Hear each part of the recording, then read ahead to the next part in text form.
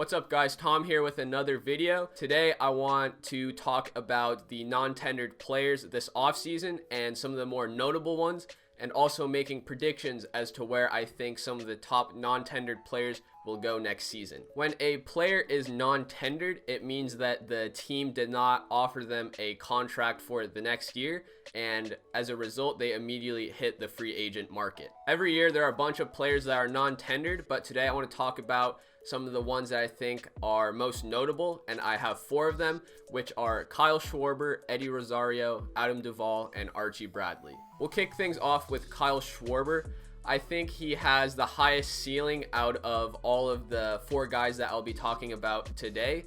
He has the potential to hit 40 home runs in a year. He's shown that he can get close to that. In 2019, he hit 38 home runs.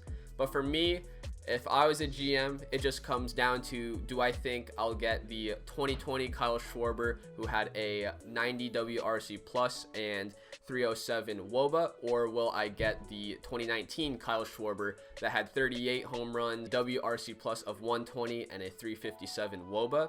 So 2 different years. One in 2020 was a below average hitter, and then you have the one in 2019 who's shown to be a above average hitter with some plus pop and can drive the ball. Regardless of the stats or results of 2020 and 2019, he did finish in the top 5 percentile in exit velocity both years. It means he's making hard contact pretty often, but the concerning thing to me would be the sharp decline in his launch angle, which dropped down all the way to 8.8 degrees this season in 2020.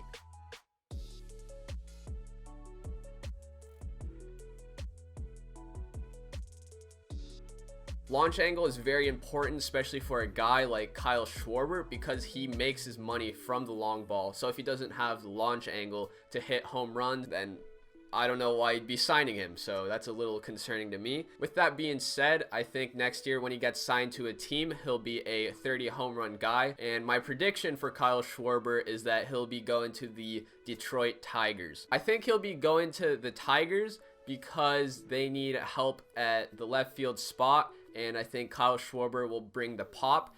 And it's a pretty low risk situation for the Detroit Tigers because they're not necessarily contending right now, so they don't have to worry about how well Kyle Schwarber does immediately. They can give him some time to figure it out, I guess you could say, because he's still 27 years old, still young, and if he does produce good, he could be built around for years to come, or he could be dealt as a trade piece to a contender. An estimate of what he would have made if we went through arbitration would have been around $8 million.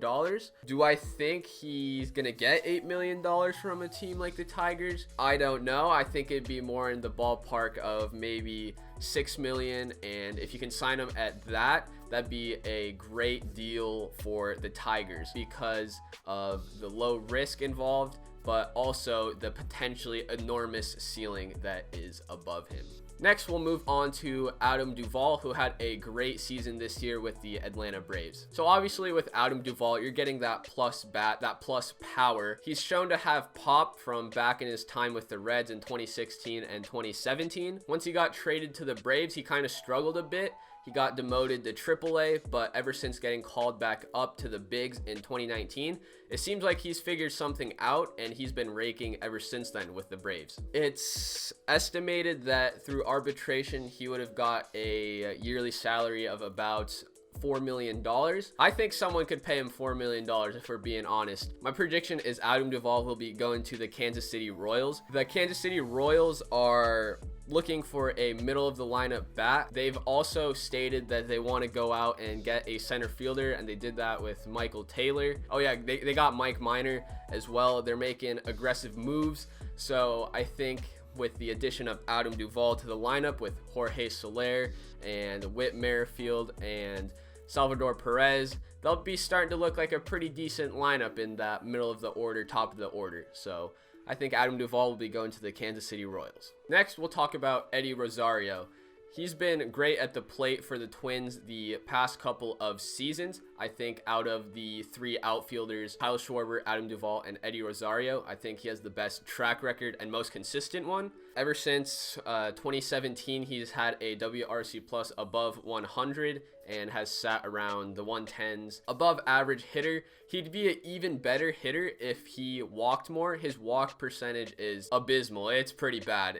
On his career, it's 4.7%, but he has improved in 2020 to 8.2%. So if he can keep improving that and up his on-base percentage as well, you're looking at a guy that's going to give you an OPS of 850 year in and year out. And he doesn't really strike out at all for the amount of home runs he hits. He has a really good K percentage. I think it's 14.7%. With that said, he'll be, I think, the most expensive out of those three players. There's some estimates that after arbitration, he'd get over $10 million. He's such a great hitter. But in the field, he's not as reliable, but I think there are teams that would definitely love to have his services.